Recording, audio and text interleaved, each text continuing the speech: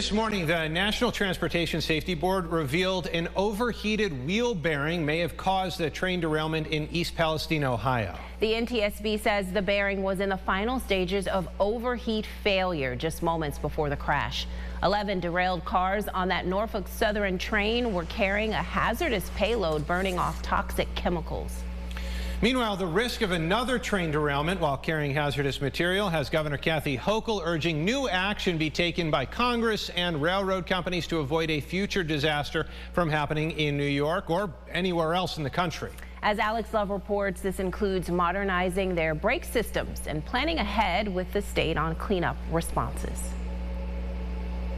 Governor Kathy Hochul is now calling on Congress and rail line corporations to speed up the introduction to safer tank cars per DOT standards for hazardous material, modernize braking regulations, and expand grants for hazmat preparedness and response.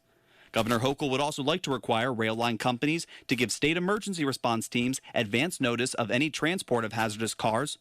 But Otto Von Drake of the Rochester and Genesee Valley Railroad Museum feels that one may be hard to keep up with. Hazmat is passing through the state every day on a daily basis. Notifying emergency response teams may not be the best use of resources since it happens on a daily basis.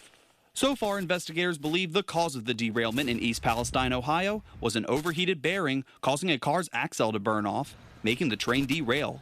Von Drake explained, usually stretches of train tracks have systems to detect this ahead of time. Automated wayside detectors.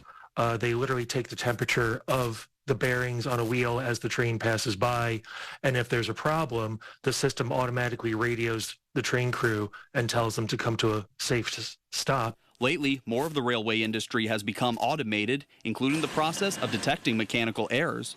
Von Drake argues the decrease in staffing out in the field is the main cause of accidents. Occasionally, these systems do fail for one reason or another. Sometimes the temperature sensor doesn't pick up a defect. Or sometimes they will stop the train and make an inspection and not find an issue, and then the issue flares up again. And that was Alex Love reporting. The governor's proposals have also been endorsed by the Department of Environmental Conservation, Homeland Security and Emergency Services, and Transportation Department. For details into this announcement, you can visit rochesterfirst.com.